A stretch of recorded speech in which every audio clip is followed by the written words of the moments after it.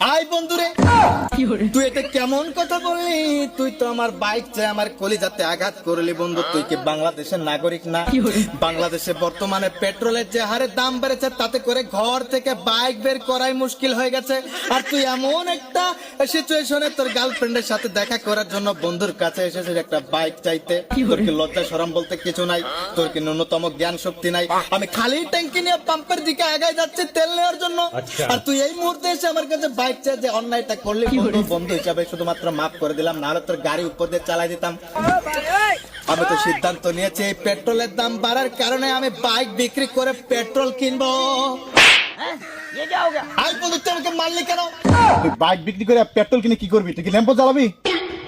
ও ও আমার বাইক না থাকলে তো আমি পেট্রোল কিনে কি বাড়লে হালাবো?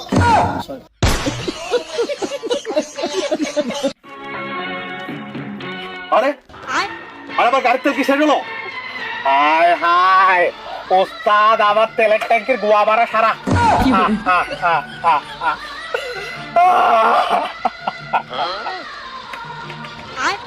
ওরে টাঙ্কি আমার খালি হইয়া গেছে পেট্রোলের অভাবে। ওরে টাঙ্কি আমার খালি হইয়া গেছে পেট্রোলের এ বন্ধু, কি অবস্থা? এই তো আছি ভালো বন্ধু। বাইকটা একটু দিবি, গার্লফ্রেন্ডের সাথে দেখা করতে যাবো। কি বললি বন্ধু? তুই কিছু মনে না করলে একটু এদিকে আসবি? अच्छा ठीक है। আরে এটা তুই কি বললি? আরে রাজীব তুই কি বললি? তুই আমার কাছে বাইক চাইলি বন্ধু? বন্ধু তুই এটা কেমন কথা বললি?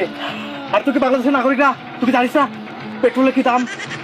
বন্ধু তুই আমার কাছে আমার বউটাকে চা, তুই আমার কাছে টাকা পয়সা চা, টাকা নে। কিন্তু বন্ধু তুই আমার কাছে বাইক চাস না, কারণ আমি আমার বাইক দিতে পারবো না।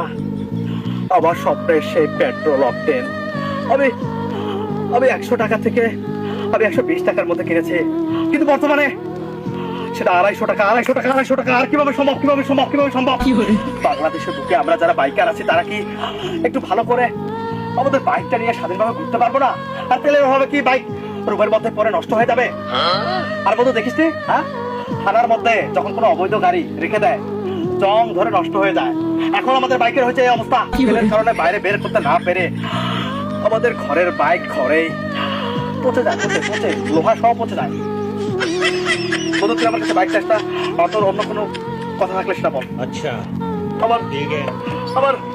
আমার টাঙ্কি যখন খালি হয় তখন আমার আসমান জমির এক হয়ে যায়। আমি কোনো কিছু কল্পনা করতে পারি না।